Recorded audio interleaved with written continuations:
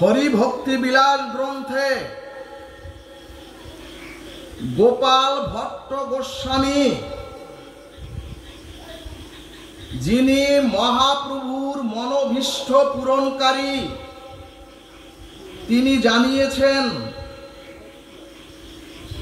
12 মাসের মধ্যে 3টি মাস বৈদিক সনাতনী হিন্দুদের জন্য বড়ই পবিত্র। একটি হলো মাঘ মাস, এটি হচ্ছে স্নানের মাহাত্ম্য। একটি হলো কার্তিক মাস বা দামোদর ব্রত মাহাত্ম্য, আর একটি হলো বৈশাখ মাস বা কেশব ব্রত। এই মাসে ভক্তির দেবী বৃন্দাজিকে জল দান করা এবং বেশি বেশি ভাগবত শ্রবণ করা এবং হরিনাম সংকীর্তনাদিতে রত হওয়া আর দান ধ্যান করা বৈশাখ মাসের বৈশিষ্ট্য। ভক্তগণ, আমরা আজ চরম সৌভাগ্য প্রাপ্ত হয়ে এই পুণ্য মাসে ভাগবতীয় সুধা যজ্ঞের আস্বাদনে আমরা যে সময়টুকু ব্যয় করব সেইটুকুই অক্ষয় হয়ে থাকবে আমাদের জন্য। জয় নিতাই গৌর হরিবল।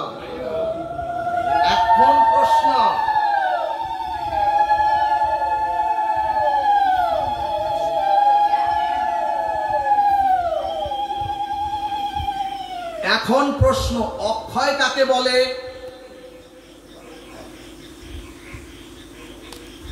ভাগবত বললেন যে বস্তুর ক্ষয় লয় কখনোই হয় না বা কখনোই নাই, তাকে বলে অক্ষয়। এখন প্রশ্ন, কোন বস্তুর ক্ষয় লয় বিনাশ উৎপত্তি স্থিতি নাই? শ্রীমদ্ ভাগবত বললেন একমাত্র ভক্তি ভক্ত আর শ্রী ভগবানই অক্ষয়, আর কোনো কিছু অক্ষয় নয় এই চরাচরে। ভক্তগণ, বস্তু ধর্মী অনন্ত বিশ্ব ব্রহ্মাণ্ডের যা কিছু আপনার আমার দৃশ্যমান সব কিছুই নশ্বর এবং বিনাশশীল আর অনিত্য। একমাত্র শ্রী ভগবান সচ্চিদানন্দ বিগ্রহ এবং ভগবানের একান্ত অনুরাগী শুদ্ধ ভক্ত আর ভগবানের বিশুদ্ধ ভজনই হলো অক্ষয়। বলো না গো রাধে রাধে। ওগো, এই যে এখন সাধু সঙ্গে হরিনাম শ্রবণ হচ্ছে, ভাগবত বললেন এটুকুই তোমাদের জন্য অক্ষয়। ভক্তগণ, গীতাকার অখণ্ড পরতত্ত্ব শ্রী ভগবান সমস্ত গীতার দিব্য চিন্ময় বাণী শ্রবণ করিয়ে শেষে একটি প্রশ্ন করলেন গোবিন্দ ভগবান শ্রীকৃষ্ণ, কশ্চিৎ ধেতাং সুতং পার্থ। অর্থাৎ পুরো গীতার বাণী অলৌকিক বাণী শ্রবণ করিয়ে ভগবান অর্জুনকে জিজ্ঞেস করলেন, অর্জুন, হে জগতের অর্জুন, তুমি কি শুনেছ? এরপরে ভগবান আবার বললেন, তোয়া একাগ্রেণ চেতসা। অর্থাৎ ও অর্জুন, যদি শুনিয়ে থাকো তাহলে কি একাগ্র চিত্তে মনোনিষ্ঠ হয়ে তোমরা শুনেছ? হরিবল হরিবল। এরপরে ভাগবত দৃষ্টান্তে বললেন, একজন ডাক্তার তার রোগীকে ঔষধ প্রয়োগের পর জিজ্ঞাসা করছেন, ঔষধটা সেবন করেছো তো? এরপরে ওই ডাক্তার আবার জিজ্ঞেস করছেন, ঔষধটা খেয়ে তোমার রোগ নিরাময় হয়েছে তো? সুধীজন, শ্রী ভগবান প্রশ্ন করলেন, শ্রবণ করেছো তো? এরপরে প্রশ্ন করলেন, তোমরা একাগ্র চিত্তে শ্রবণ করেছো তো? এরপরে তৃতীয় প্রশ্ন করলেন ভগবান, কর্ষিত জ্ঞান সম্মোহ, কর্ষিত জ্ঞান সম্মোহ প্রণষ্টতে ধনঞ্জয়। অর্থাৎ ওগো অর্জুন রূপী জগৎজি, ভগবান বলছেন তোমার অজ্ঞানতা থেকে যে মোহ উৎপন্ন হয়েছিল, সেই মোহ অজ্ঞানতা নষ্ট বিনষ্ট হয়েছে তো? গৌর ভক্তবৃন্দ, এই প্রশ্নের সূত্র ধরে যদি আপনাদের কাছে আমি প্রশ্ন করি, কতদিন তো সাধু সঙ্গ হলো, এক বহুদিন তো মহৎ নির্গলিত এই হরিকথা শ্রবণ কীর্তন হলো, কিন্তু আমাদের কি রোগ, আমাদের কি অসুখ, সেটা ধরা পড়েছে তো? এখন প্রশ্ন, রোগটা কি? অর্থাৎ কোন রোগের কারণে আমরা জরা ব্যাধি জন্ম মৃত্যু আর অভিশাপের এই অভিশাপে ভুগছি আমরা পুনঃ পুনঃ? ভাগবত দৃষ্টান্তে বললেন, তোমরা যদি তোমাদের বিবেক বিচারের দর্পণ তোমাদের সম্মুখে তোমরা ধরো, তখন তোমরা দেখবে এ চরাচরের কেউ তোমরা অখণ্ড সুখী নও। যদি বিবেক বিচার রূপ দর্পণটা তোমাদের সম্মুখে তোমরা ধরো, তখন তোমরা দেখবে আমাদের দুঃখ আছে, আমাদের যন্ত্রণা আছে, আমাদের অভিশাপ আছে, এবং এমনকি আমাদের জন্ম মৃত্যু জরা ব্যাধিও আছে। এখন প্রশ্ন, এই দুঃখ যন্ত্রণা অভিশাপ এবং জন্ম মৃত্যুর নিদারুণ কর্মফল আমাদের কেন? ভাগবত শাস্ত্র বললেন, এই দুঃখ যন্ত্রণা এবং নিদারুণ কর্মফলের অভিশাপ সৃষ্টি হয়েছে তোমাদের অজ্ঞানতা থেকে। এই যে অভিশাপ, জন্ম মৃত্যু জরা ব্যাধির যে অভিশাপ, এটা তোমাদের হয়েছে অজ্ঞানতা থেকে। এখন প্রশ্ন,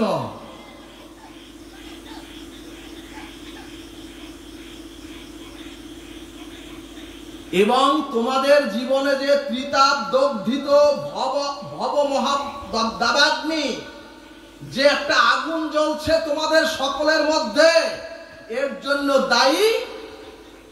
জন্য দায়ী অন্য কেউ নয়,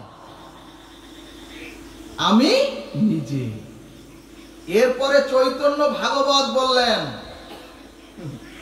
আমার গৃহ মন্দিরে যদি কেউ আগুন দেয়, যিনি অগ্নিটা সংযোজন করলেন তিনি দায়ী হবেন। কিন্তু সুধীজন, আমাদের দেহে আমাদের জীবনে যে কর্মফলের জন্ম মৃত্যুর জরা ব্যাধির যে অভিশাপ, আর এই অভিশাপের যে ত্রিতাপ দগ্ধিত জ্বালায় আমরা যে জ্বলছি, এর জন্য দায়ী অন্য কেউ নয়, একমাত্র আমার অজ্ঞানতাই দায়ী। এখন প্রশ্ন, অজ্ঞানতাটা কি?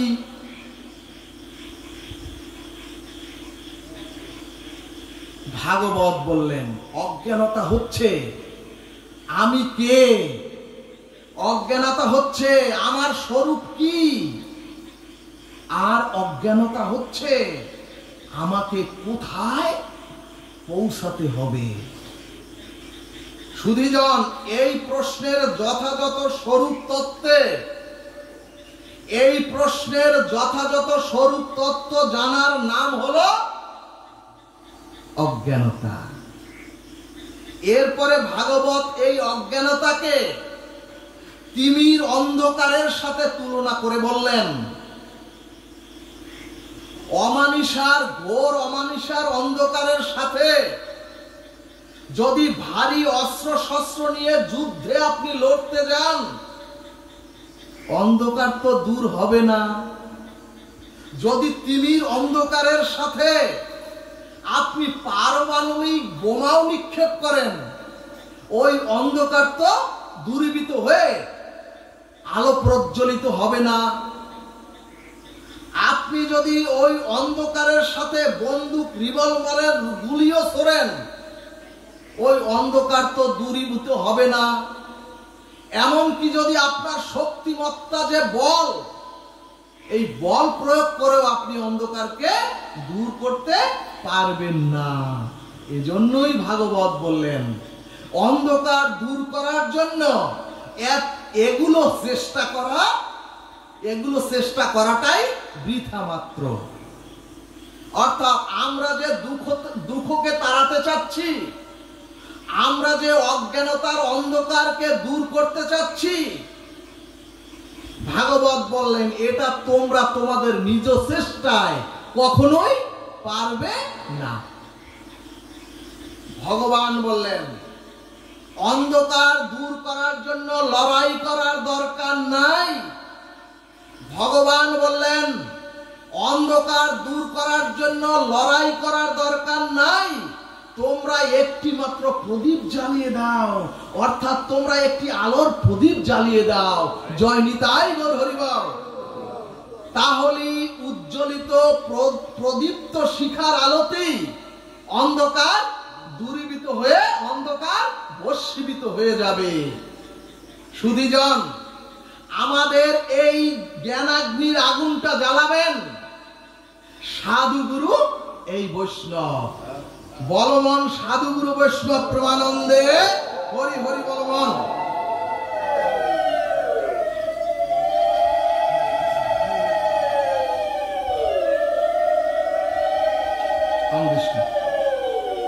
তাহলে ভক্তগণ, আমাদের গুরু কৃপা, আমাদের বৈষ্ণব কৃপা এবং ভাগবত অমৃতের এই মহিমার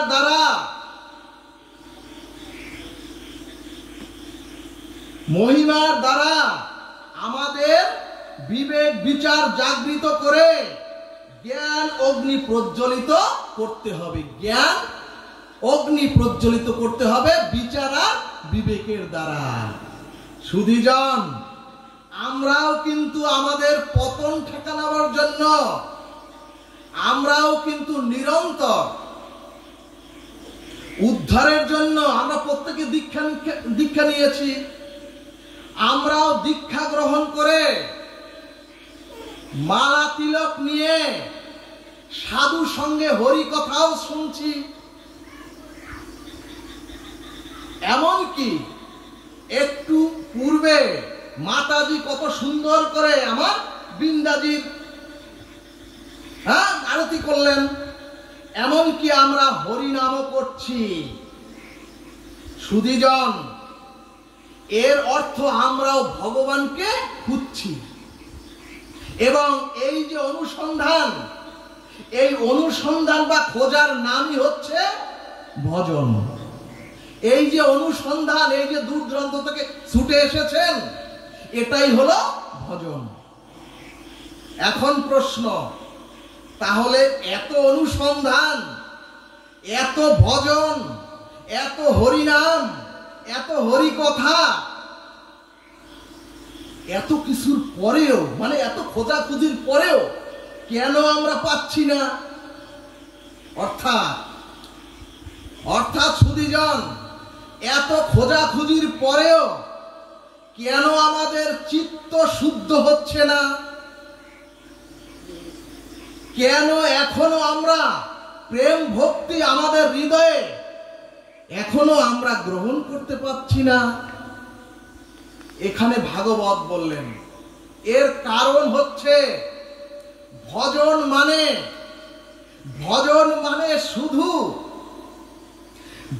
মানে শুধু অনুসন্ধান বা খোঁজ করলেই হবে না। এই যে খোঁজ করার সাথে অর্থাৎ হরিনাম, এই যে ভাগবত শ্রবণ হরিনাম, এর সাথে আরো একটি জিনিস যুক্ত করতে হবে। সুধীজন, কথাটি খুবই মার্মিক, হৃদয়গ্রাহী কথা। ভাগবত বলছে শুধু কীর্তন, শুধু নাম শ্রবণ, শুধু ভাগবত শ্রবণ এবং সাধু সঙ্গ করে শুধু খোঁজ করলেই হবে না। এই খোঁজার সাথে রুচি যোগ করতে হবে। সুধীজন, রুচি শব্দের সরলার্থ হচ্ছে ক্ষুধা। ভাগবতের নিগুড় নির্মম কথা হলো যার ভিতরে রুচি নাই, অর্থাৎ যার ভিতরে ক্ষুধা নাই, যার ভিতরে ক্ষুধা নাই সে যদি অনন্ত জন্ম ব্যাপীও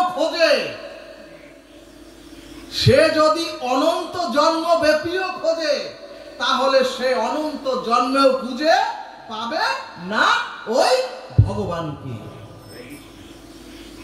আবার যার ভিতরে শুধু রুচি আছে অথচ সে খোঁজে না, রুচি আছে অথচ খোঁজে না, সেও পাবে না। অর্থাৎ শ্রবণ কীর্তনের মাধ্যমে যে আমাদের খোঁজাখুঁজিটা চলছে, এই খোঁজার সাথে ক্ষুধা বা রুচি যোগ করতে হবে, মিশাতে হবে।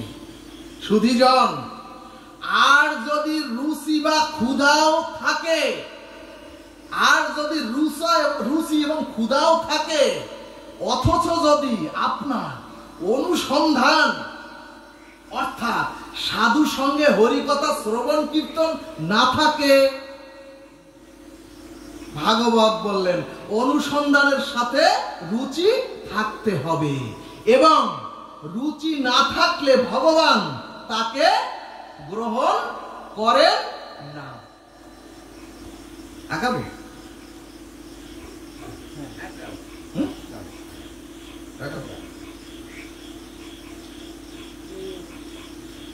সুধীজন, ভজনের দিকেই যাচ্ছি একটু। আমরা তো জানি সত্য, ত্রেতা, দাপর, কলি, এই চারটি যুগ।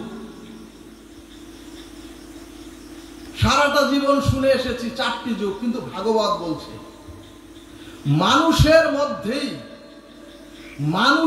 মধ্যেই সত্য, ত্রেতা, দাপর আর কলি মানুষের দেহের মধ্যে নিহিত আছে। অর্থাৎ কালচক্র যেভাবে ঋতুর পরিবর্তন ঘটিয়ে শীতের পরে বসন্ত, আজ গ্রীষ্মের পরে আসে বর্ষা ঋতু, ঠিক তেমনি যুগেরও কাল বিবর্তন হয়। অর্থাৎ কখনো সেটা সত্য, কখনো সেটা ত্রেতা, কখনো সেটা দাপর, আবার কখনো সেটা কলি।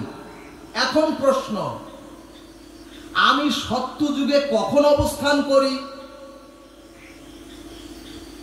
ভক্তগণ, মানুষের মধ্যে সত্য, তম আর রজ তিনটি গুণ নিরন্তর বহমান।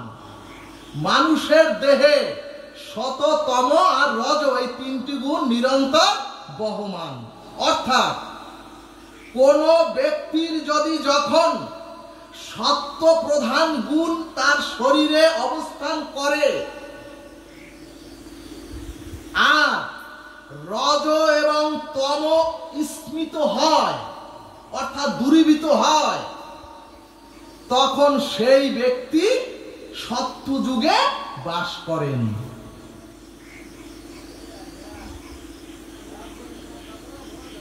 এখন প্রশ্ন, ত্রেতা কখন আসে?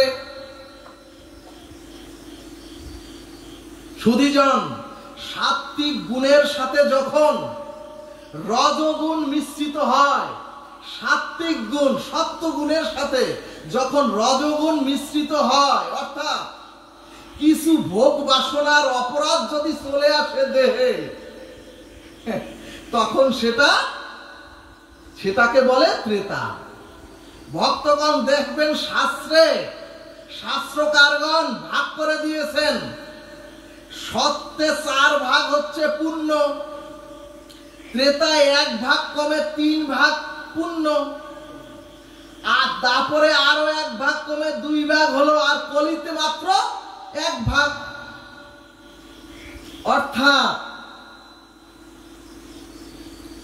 অর্থাৎ মানুষের মধ্যে, অর্থাৎ আপনার মধ্যেই সত্য, ত্রেতা, দাপর, কলি যুগ।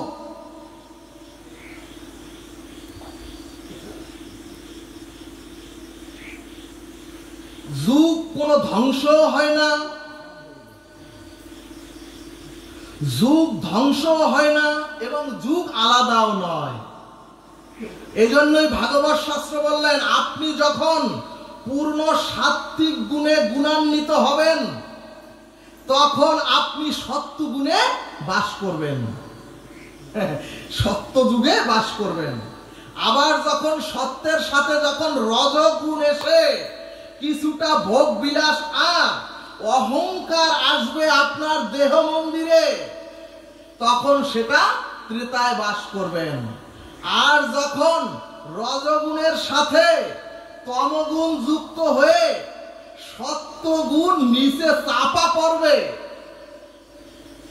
সত্যের লেশ থাকবে না আপনার দেহে, অর্থাৎ সত্যগুণ আবৃত হয়ে যাবে, তখন সেটাকে বলা হয় দাপর যুগ।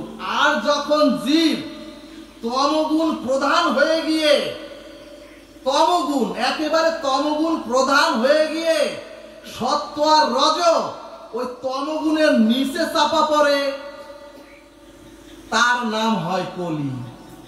এবং এই কলির প্রভাব আমাদের প্রত্যেকের উপরে পড়েছে, দেখবেন প্রত্যেকের উপরে পড়েছে। তা না হলে সীতায় লাশ, জ্বলন্ত লাশ দেখেও কেন আমাদের একবারও উপলব্ধি হচ্ছে না?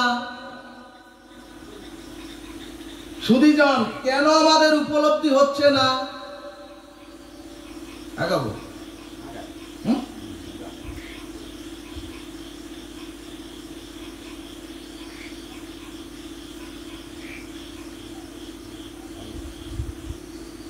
এজন্যই শ্রীমদ্ ভাগবত সহজে একটি সিদ্ধান্ত দিলেন, ওগো তোমরা যদি সংকেতে, ওগো তোমরা যদি পরিহাসে, ওগো তোমরা যদি আড্ডার ছলেও, ওগো তোমরা যদি সংকেতে, পরিহাসে অথবা এই যে আড্ডার ছলেও যদি ভগবানের দিব্য নাম তোমার বদনে একবার শ্রদ্ধা ভরে উচ্চারণ করতে পারো, ভগবান বললেন আমি তার পাপ মুক্তি করে দেই। জয় নিতাই গৌর হরিবল। এরপরে ভাগবত বললেন, ওগো কামের দ্বারা, ওগো ক্রোধের দ্বারা, এমনকি ভয়ের দ্বারাও যদি, এরপরে ভগবান বললেন, ওগো যদি একটু স্নেহের দ্বারাও যদি কেউ ভগবান শ্রীকৃষ্ণের ভাবনাও যদি কেউ করে, তাহলে সেই ভাবের তন্ময়তায় অনন্ত বিভু অনাদির আদি ভগবানের প্রতি জীবের প্রেম ভক্তি লাভ হয়ে যায়। জয় নিতাই গৌর সীতানাথ প্রেমানন্দে হরি হরি বলবান।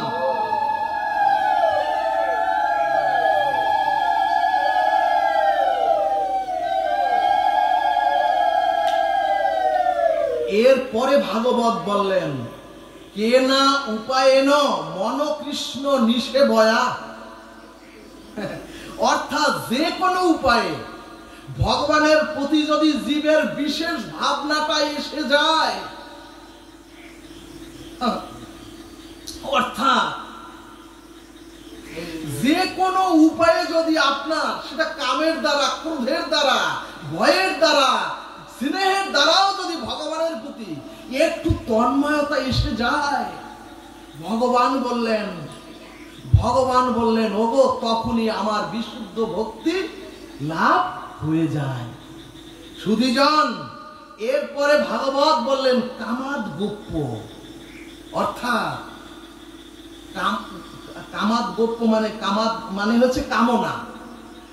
এই কামনার দ্বারাই বৃন্দাবনের গোপীগণ, এই কামনার দ্বারাই বৃন্দাবনের গোপীগণ গোবিন্দকে মাধুর্য জ্ঞানে প্রাপ্ত হলেন। এরপরে ভাগবত বললেন ভয়াত কংস, অর্থাৎ অষ্টম গর্ভের সন্তান আমার মৃত্যুর কারণ হবে। এই যে ভগবান শ্রীকৃষ্ণের প্রতি একটি ভয়, এই ভয়ের দ্বারা কংস তখন তার আহারে, কংস তার বিহারে, কংস তার শয়নে স্বপনে সর্বদা কি দেখছে, এই বুঝি আমার সংহারকর্তা ভগবান শ্রীকৃষ্ণ আমাকে সংহার করতে এলো। সুধীজন, এই ভয়ের তন্ময়তায় কংস ভগবানের চরণে সাযুজ্য মুক্তি পেয়ে গেল শুধুমাত্র ভয়ের দ্বারা। বলো না গো রাধে রাধে। এরপরে ভাগবত বললেন তেষ চৈত দয় নৈপ, অর্থাৎ জরাসন্ধ শিশুপালাদি ভগবান শ্রীকৃষ্ণের প্রতি হিংসা করে ভগবানকে প্রাপ্ত হলেন। এরপরে চৈতন্য ভাগবত বললেন ওগো এর কারণ কারো প্রতি যদি শত্রুতা বা হিংসাও তোমাদের থাকে, তখন তার কথা কিন্তু তোমাদের সর্বদা মনে আসবে। এই বুঝি আমার ও ক্ষতির কারণ হলো, এই বুঝি আমার পিছনে ও কোনো ধ্বংসের লীলা আছে, কোন সর্বনাশের পরিকল্পনা করছে। ভাগবত বললেন গোবিন্দের প্রতি শত্রুতা বা হিংসার তন্ময়তা যদি জগৎ জীবের একবার ভাবনাও আসে, তাহলে ওই তন্ময়তার ভাবনার দ্বারাও জগৎ জীব ভগবানকে প্রাপ্ত হয়ে যাবেন। এজন্যই সর্ববেদান্ত সার অমল পুরাণ ভাগবত তার দিব্য বাণীতে বললেন কামং ক্রোধং ভয়ং স্নেহ নৈপং, অর্থাৎ যদি কেউ একটু সামান্য স্নেহ ভগবানকে দান করে, যদি কেউ একবার ভগবানকে সখা ভাবতে পারেন,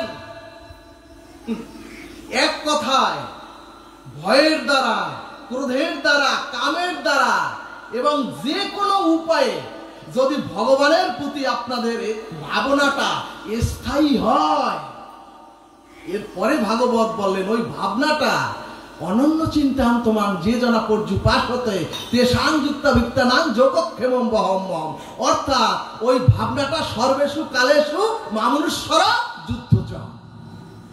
যখন ওই ভাবনাটা আপনার স্থায়ী হয়ে যাবে,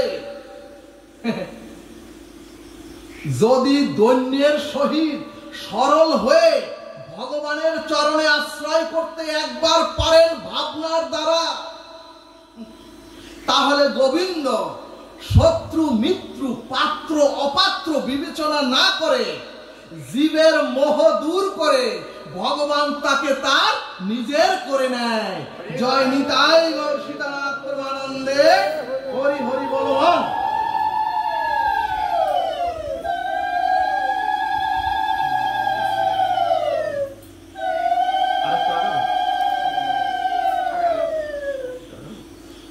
সুধীজন, এরপরে মহাপ্রভু এসেই মহাপ্রভু এসেই রাধা মাধবের চরণে সমর্পণের জন্য, হৃদয় চিত্ত শুদ্ধ করার জন্য ভগবান গৌরহরি বললেন, ওগো খাইতে শুইতে উঠিতে বসিতে নাম লও। কিন্তু ভক্তগণ, এত হরিনাম, চারিদিকে নাম যজ্ঞ, এবং যে নামের মহিমা অনন্ত অসীম, যে নামের মহিমা অতলে স্পর্শী সমুদ্রের ন্যায়, সেই নাম পাড়ায়, সেই নাম মহল্লায়, সেই নাম এমনকি দেখবেন 3 দিন ব্যাপী, 5 দিন ব্যাপী, 7 দিন ব্যাপী একটি হরিনামের তরঙ্গ বহমান সনাতনীদের মধ্যে। কিন্তু নামের ফলটা আমরা লাভ করতে পারছি না কেন? ভাগবত দৃষ্টান্ত দিলেন, ওগো মাঠে ফসল ফলিয়ে সেই ফসল ঘরে এনে, মাঠে কষ্ট করে ফসল ফলিয়ে সেই ফসল ঘরে এনে যদি অভাব দূর না হয়, তাহলে ওই অর্থ ব্যয় করে ওই ফসল ফলানোটাই তো কি, চাষ করাটাই তো ব্যর্থ, নিষ্ফল। শুধিজন, ঠিক তেমনি আজ বিশ্বব্যাপী এত অষ্টপ্রহর, এত 56 প্রহর, এত 72 প্রহর নাম, তবুও কেন ফলাফলটা আমরা ঘরে তুলতে পারছি না? তখন মহাপ্রভুর অন্তরঙ্গ পার্শ্বদ বিশ্ব নন্দিত পদরেণু সনাতনী গোস্বামী বললেন, নাম না বলা যশাহী পাপে বর্তিনু বিদ্যতে তস্য জমায়ে শুদ্ধি। শুধিজন, অর্থাৎ গৌরহরি বললেন, নাম আমাদের কৃপা করবার জন্য উন্মুখ, কিন্তু নামের কৃপা হতে আমরা বঞ্চিত হচ্ছি একটি কারণে। আমরা জগৎজীব নামের কৃপা হতে, নামের করুণা হতে বঞ্চিত হচ্ছি একটি কারণে, অর্থাৎ নাম বলে পাপে প্রবৃত্তি। নাম বলে পাপে প্রবৃত্তি, অর্থাৎ সকলের জানা আছে, আমাদের জীবের সমস্ত পাপ ক্ষয় হয় হরিনামে। এই বুদ্ধিটা জানার পরেও যদি যারা হরিনামের সাথে, হরিনাম করার সাথে সাথে আবার একটু পাপও করে, আর তাদের ধারণা যদি হয় আমি তো হরিনাম করি, হরিনামে তো পাপ ক্ষয় হয়, তাহলে আমি তো হরিনাম আশ্রয় করেছি, আর আমি যে অল্প অল্প পাপ স্খলিত কর্ম করি, এই একটু গোপনে যে পাপ করি, নামের দ্বারা ওই পাপ খণ্ডন হবে এবং ওই পাপে আমার ভববন্ধন বা নরক যন্ত্রণা হবে না। এখানে ভাগবত বললেন, এই নামকে আশ্রয় করে পুনরায় পাপ কর্মে লিপ্ত হওয়ার অপরাধের কারণে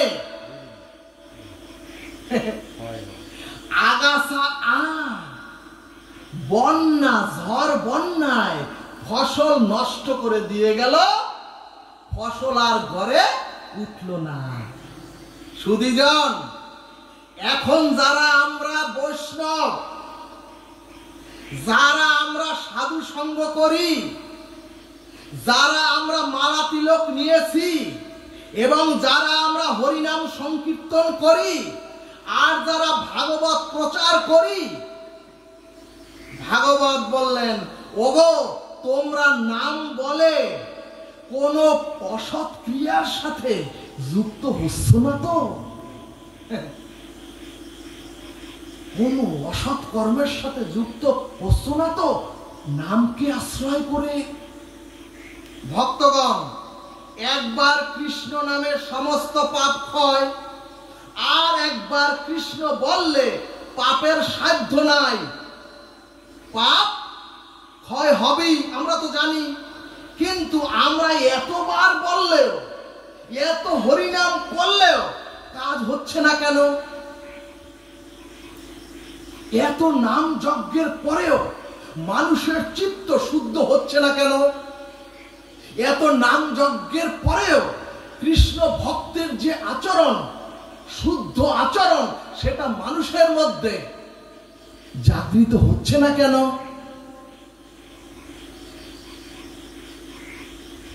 কেন আত্মসাক্ষাৎকার হয়ে কেন আমাদের কৃষ্ণ প্রাপ্তি হচ্ছে না? সুধীজন, এর পরে ভাগবত বললেন, ওগো, নামে পাপ ক্ষয় হয়, এই বলে নামকে আশ্রয় করে যদি পাপ তোমরা করো,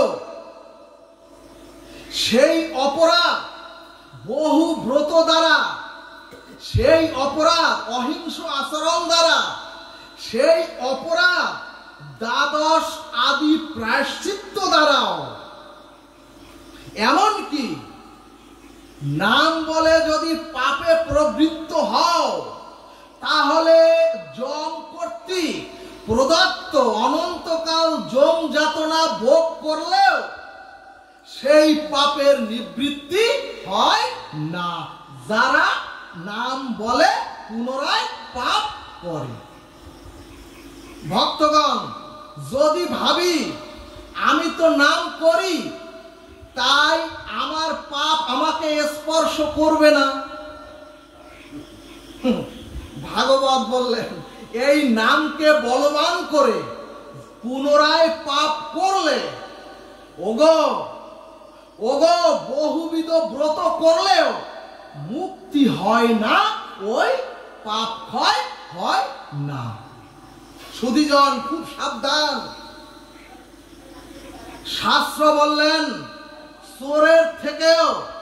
চোরের থেকেও সাধু হতে সাবধান, কারণ চোর মানুষের সামনে দিয়ে চুরি করে না, কিন্তু সাধু বিশ্বাসের আশ্রয় নিয়ে, সাধুরা আমার মতো, আপনারা না, সাধুরা বিশ্বাসের আশ্রয় নিয়ে সামনে দিয়েই চুরি করে সনাতনীদের অধঃপতন ঘটাচ্ছেন।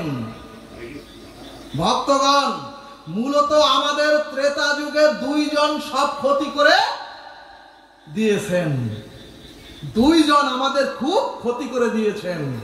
অর্থাৎ রাবণ ভাবলো সীতা হরণ করতে গেলে আমাকে গেরুয়া পরে, মালা তিলক পরে সন্ন্যাসীর রূপ নিতে হবে, নতুবা সীতা হরণ হবে না, সম্ভব না। কালনেমি ভাবলো হনুমানকে, অর্থাৎ ভগবানকে আটকাতে গেলে, ভগবান কি আটকাবে, ভগবানকে, তার ভক্তকে আটকাতে গেলে আমাকেও জয় শ্রীরাম বলে সাধু সাজতে হবে। অর্থাৎ যদি ক্ষতি করতে চাও, যদি পর স্ত্রী হরণ করতে চাও, যদি ভক্তের ক্ষতি করতে চাও, আর যদি ভগবান রামের পথকে আটকিয়ে দিতে চাও, তাহলে সাধুর বেশ ধরো।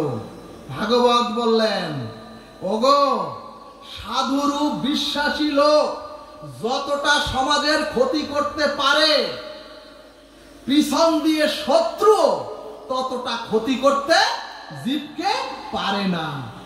কিন্তু ভক্তগণ, এই কথা শুনে সব সাধুকে এক চোখে দেখবেন না, কারণ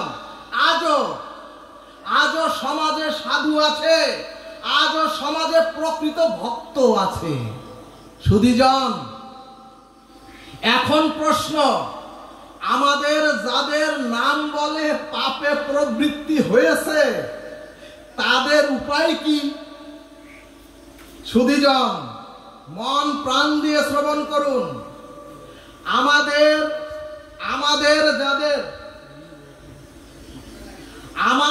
যাদের নাম বলে পাপে প্রবৃত্তি হয়েছে, তাহলে আমাদের উপায় কি? হরিভক্তি বিলাস গ্রন্থে গোস্বামীপাদ সিদ্ধান্তে বললেন, কলৌ সংকীর্তন নাম গোবিন্দ নামী ভবতারিণীম, গোবিন্দ নামী ভবতারিণীম,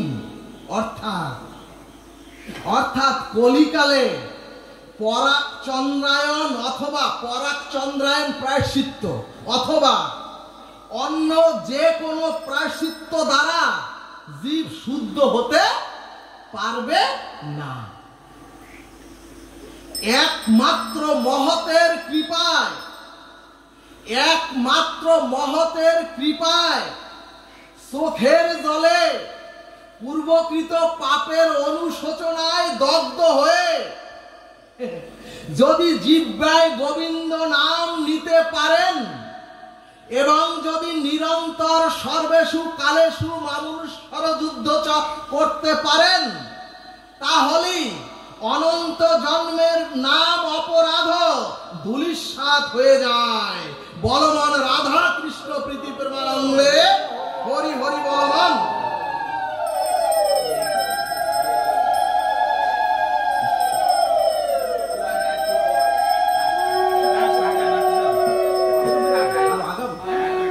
তাহলে আমরা সিদ্ধান্ত পেলাম শুধু নাম বলে পাপে প্রবৃত্তি নয়। আপনি যদি স্খলিত হন, আপনি যদি পাপিষ্ঠ হন, তাহলে ভাগবত উপায় বললেন দুটি। ভক্তগণ, প্রথম হচ্ছে হরি নামকে খুব গাঢ় অনুরাগে নিষ্ঠার সহিত শ্রদ্ধালু হয়ে শুনতে হবে, গ্রহণ করতে হবে। এটা কিভাবে? এর ব্যাখ্যাটা কি? মা যদি মেলার মধ্যে তার সন্তান হারিয়ে ফেলে, মা যেমন মেলার মধ্যে পাগলিনী হয়ে ওই সন্তানকে খুঁজতে থাকে, যদি আপনারা আগামী কালকের থেকে যে নাম, এই নামের মধ্যে যদি পাগল হয়ে গোবিন্দকে খুঁজতে পারেন, তাহলেই গোবিন্দকে প্রাপ্ত হবেন। আর দ্বিতীয় হচ্ছে সাধু মুখে সাধু সঙ্গে রুচির সহিত, তো বলেছি রুচির সহিত হরি কথাকে শ্রবণ করতে হবে। আর একটু আগাবো, আগাবো। সুধীজন, ব্রজ বিপিনে, ব্রজ বৃন্দাবনে সন্তকা, মনসখা, মধুমঙ্গল, শ্রীধামা, সুধাম সখাদের নিয়ে গোবিন্দ বসে খেলা করছেন। গোবিন্দ হঠাৎ দেখছেন শ্রীধামাকে উঠে যেতে ওই খেলার অঙ্গ থেকে। তখন গোবিন্দ বললেন, ও শ্রীধামা, কোথায় যাচ্ছিস?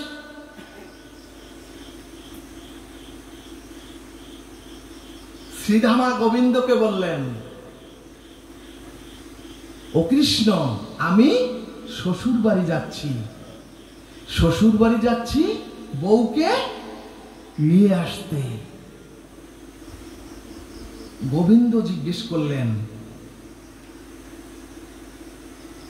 ও শ্রীধামা, শ্বশুর বাড়ি সেটা আবার কোন গ্রাম? ভক্তগণ, গোবিন্দ শিশু বালকের বাৎসল্য খেলায় বললেন, গোপাল বললেন, আমাদের তো গোকুল একটা গ্রাম, আবার আমাদের বর্ষণা তো একটি গ্রাম, তাহলে শ্বশুর বাড়ি কোন গ্রাম? তখন শ্রীধামা বললেন, হায় রে পাগল, ও গোপাল, শ্বশুর বাড়ি কি গ্রাম হয় নাকি? তখন গোবিন্দ বললেন, তাহলে তাহলে আমাকেও শ্বশুর বাড়ি নিয়ে চল। ও শ্রীধামা, আমিও শ্বশুর বাড়ি যাব। সুধীজন, গোবিন্দ সমস্ত ঐশ্বর্য ভুলে, গোবিন্দ তার ভগবানত্ব ভুলে গোবিন্দ সখ্য রসে, বাৎসল্য বালক লীলায়।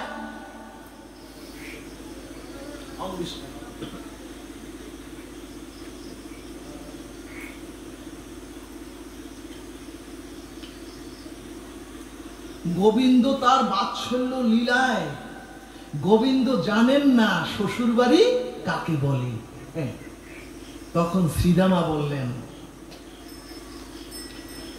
শোন বন্ধু, শোন সখা, শোন, যেমন বাবার বাড়ি, আবার আমার মা যেখানে জন্মেছে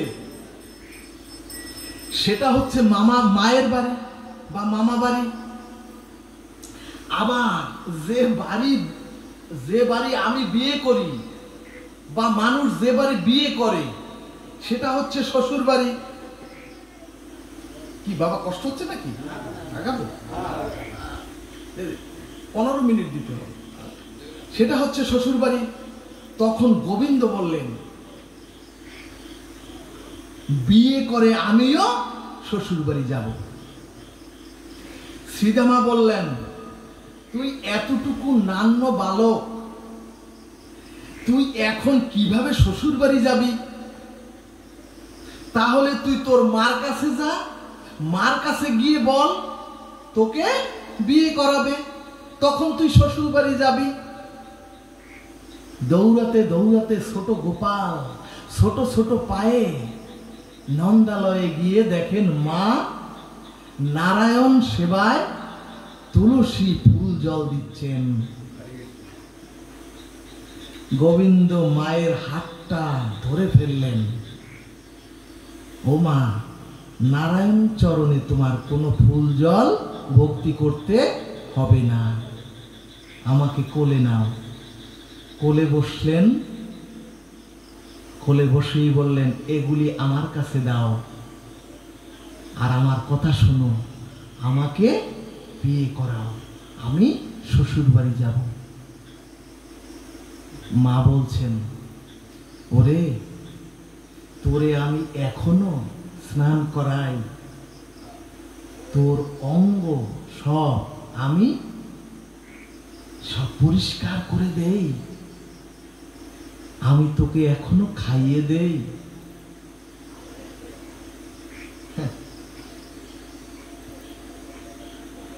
সুধীজন, কি মধুর, কি অপ্রাকৃত ভোজের এই আনন্দ।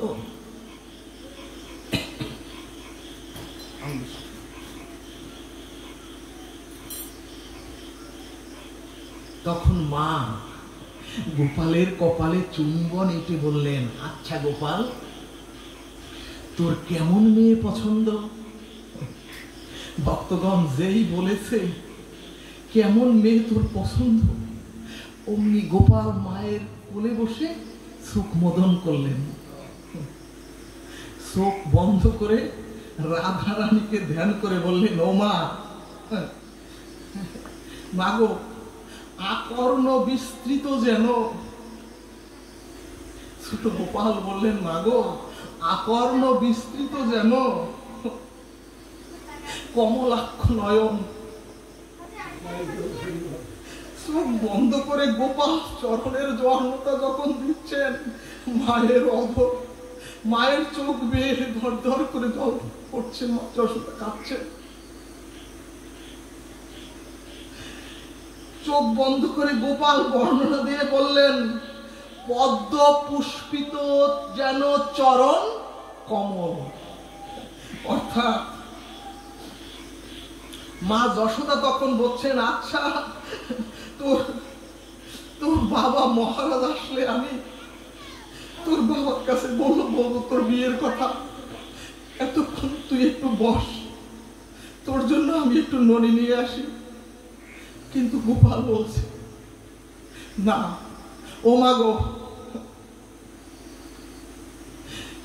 আমাকে এখনই দিয়ে দাও। সুধীজন, গোবিন্দের এই লীলাটি খুবই মাধুর্যময় লীলা। এদিকে গোবিন্দ তাকিয়ে, এদিকে এই কথা বলতে বলতে গোপাল তাকিয়ে মায়ের কোলে বসে দেখে শ্রীধামা তার বউকে নিয়ে তার আঙ্গিনার দিকে আসিতেছে। গোপাল মায়ের কোল ছেড়ে দৌড়ে গিয়ে বেকুলতায়, বউয়ের মুখ দেখবার বেকুলতায় গোপাল ছোট্ট পায়ে দৌড়াচ্ছেন। সুধীজন, শ্রীধামার স্ত্রীর নাম ছিল মাধবী। ভক্তগণ, ও 84 ক্রোশ ব্রজের মধ্যেই ছিল ওই মাধবীর জন্ম। আর ব্রজবাসী মায়েদের বড় ঘোমটা দেয়া থাকে। যারা বৃন্দাবনে গিয়েছেন দেখবেন, মায়েরা যারা ব্রজবাসী প্রত্যেকের ঘোমটা অর্থাৎ মুখটা যাতে আবৃত করে রাখে তারা। এই জন্য মাধবীর মা মাধবীকে বড় ঘোমটা দিয়ে, ঘোমটা পরিয়ে মা মাধবীর কানে কানে বললেন, শোন মা মাধবী, ওরে আমার জামাইয়ের বন্ধু কানাই আছে না, ওরে আমার জামাইয়ের যে বন্ধু, সীতামার যে বন্ধু একটা কানাই আছে, ওই কানাই নামে যে থাকে বৃন্দাবনে, খবরদার ও মাধবী, ওই শ্বশুর বাড়ি জামাই সহ সকল কি সেবা করবি, শ্বশুর বাড়ির সকল কি উপযুক্ত সম্মান দিবি, কিন্তু কোনদিনও তুই ওই কানাই ভুলেও ওই কানাইয়ের মুখ দেখবি না। তখন মাধবী মাকে বলল, ও মা, মা গো, কে সে কানাই এবং কানাইয়ের মুখ দেখলে আমার কি হবে? সুধীজন, তখন মাধবীর মা বলল, ওরে, ওই শব্দটা, ওরে যদি কানাইয়ের একবার মুখ কেউ দর্শন করে, ওরে যদি কেউ একবার কানাইয়ের মুখ দেখে, ওরে তুই যদি কানাইয়ের মুখ একবার দেখিস, তাহলে তোর আর সংসার করা হবে না। ওরে তুই যদি একবার ভুল ক্রমেও কানাইয়ের মুখ দেখিস, তাহলে তোর আর স্বামীর ঘর করা হবে না। মাধবী বললেন, কেন মা, কানাইয়ের মুখ দেখলে এমন হবে কেন? মা বললেন, ওরে মা, ওরে মারে, ওরে মাধবী, যে একবার কানাইয়ের মুখের দিকে তাকায়, যে একবার কানাইয়ের মুখের দিকে তাকায়, তার স্ত্রী ধর্ম, তার কোন দেহ ধর্ম, তার কোন সংসার ধর্ম, তার কোন পতি ধর্ম আর থাকে না। বড় বড় রাধা কৃষ্ণ প্রীতি প্রেমানন্দে।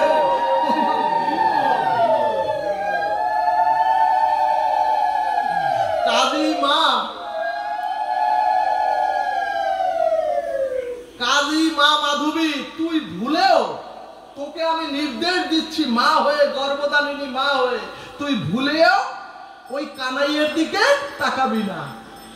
ভক্তগণ, ভাগবত বললেন, ওগো, ওগো, যাকে দেখতে আমরা এই জগতে মনুষ্য প্রাপ্ত হয়ে এসেছি, ওগো, যাকে দেখতে আমরা চরাচরে এসেছি, আমরা তার দিকেই তাকাই না। অর্থাৎ সকাল থেকে সারাদিন যাদের দিকে তাকাই, আমরা যাদের দিকে তাকিয়ে যাদেরকে স্মরণ করি, যাদেরকে ডাকি এবং যাদেরকে মমতা ভরা আহ্বান করি, তারা তোমার প্রকৃত আপনজন নয়। জয় নিতাই গৌর হরি বল। এজন্যই কবি বললেন, আমার হিয়ার মাঝে লুকিয়েছিলে, আমি দেখতে তোমায় পাইনি, আমি বাহির পানে চোখ মেলেছি, হৃদয় পানে চাইনি।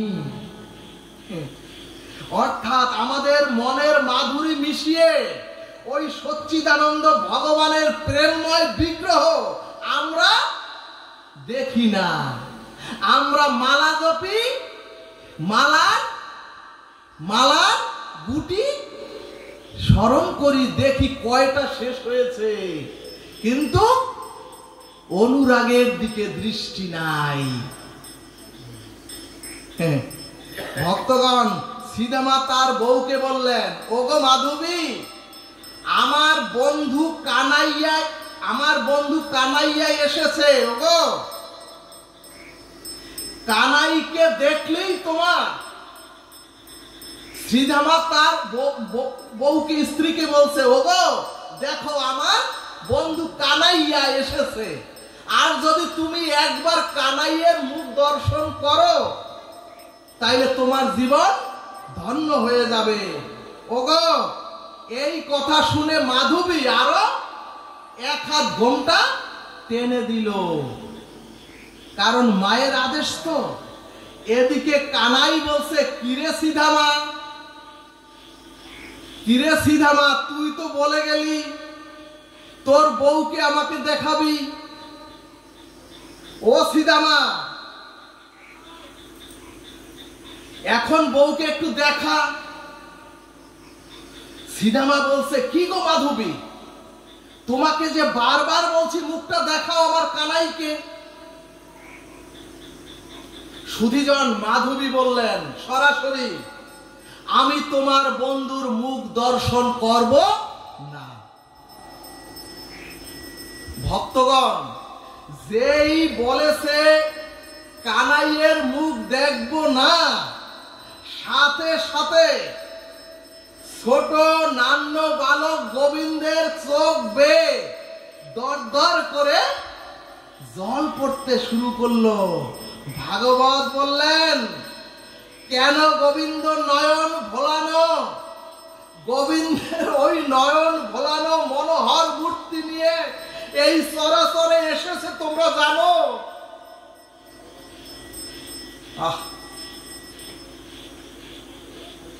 ভাগবতের পূজার চেয়ে আর কোন পুজো আছে?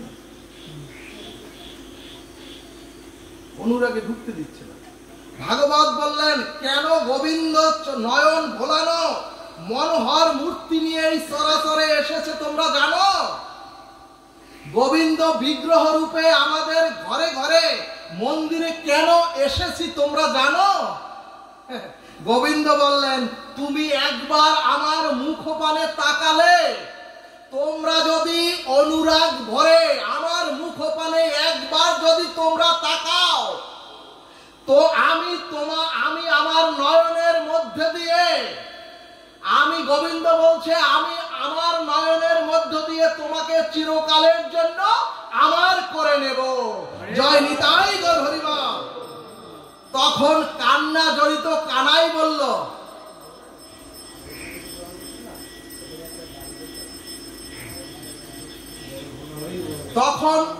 তখন কান্না জড়িত কণ্ঠে কানাই বলল, ও মাধবী, আমাকেই দেখবে না? তবে শোনো মাধবী, তুমি আমাকে আজ দেখলে না। ও মাধবী, তুমি আজ দেখলে না আমাকে।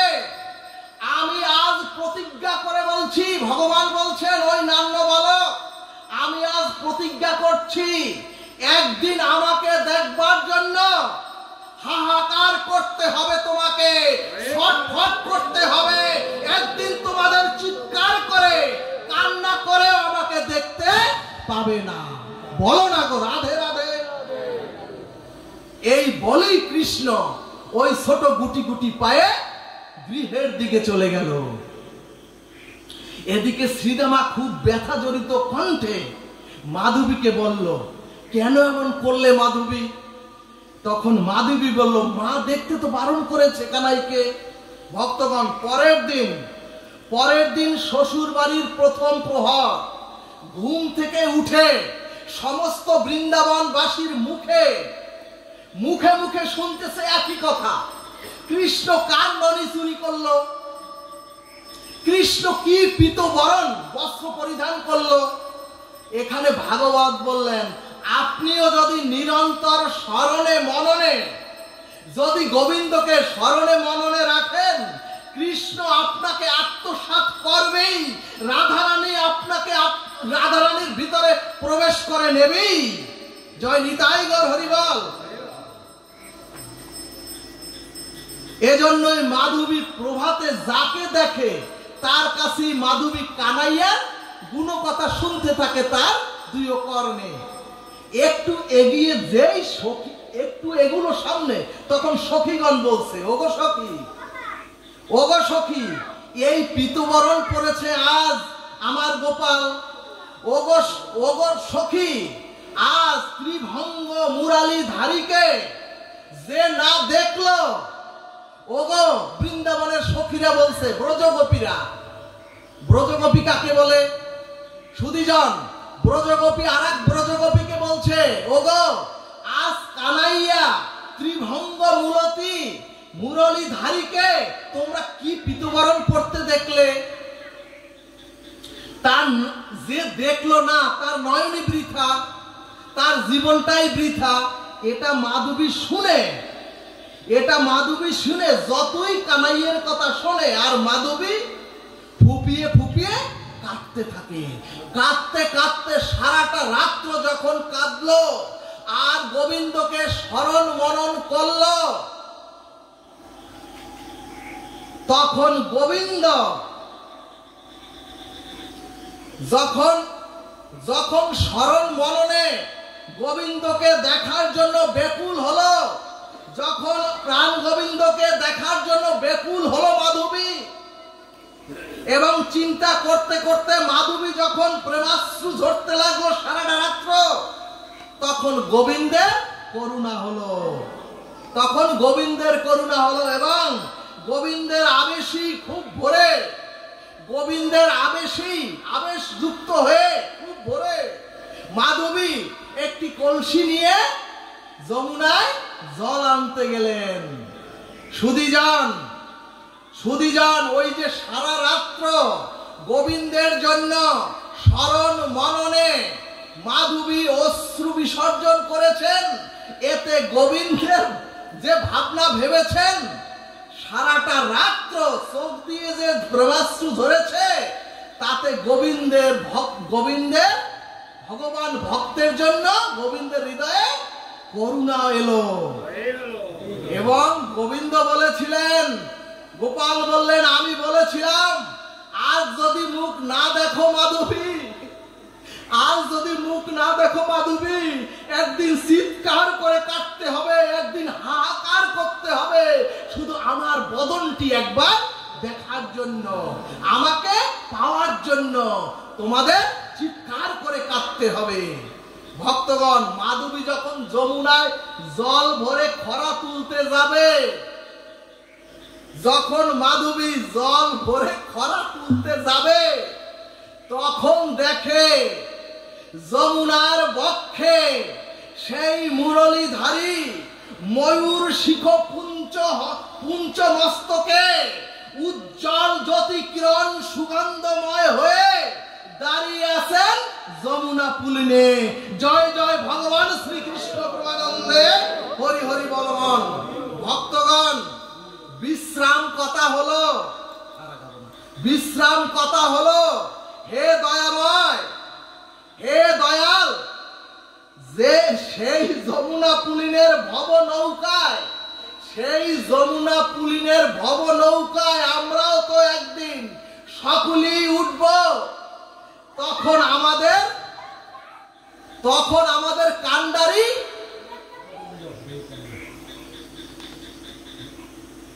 তখন আমাদের কান্ডারি তো তুমি একমাত্র গোপাল।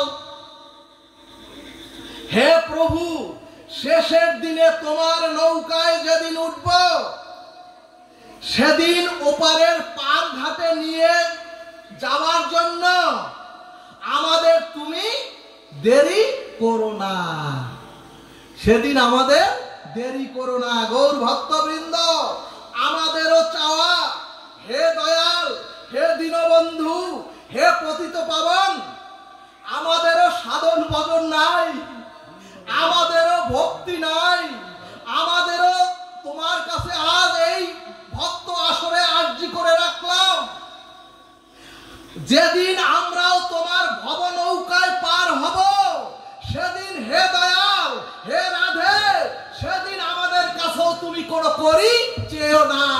বলো মন রাধা কৃষ্ণ প্রীতি প্রেমানন্দে, হরি হরি বল মন।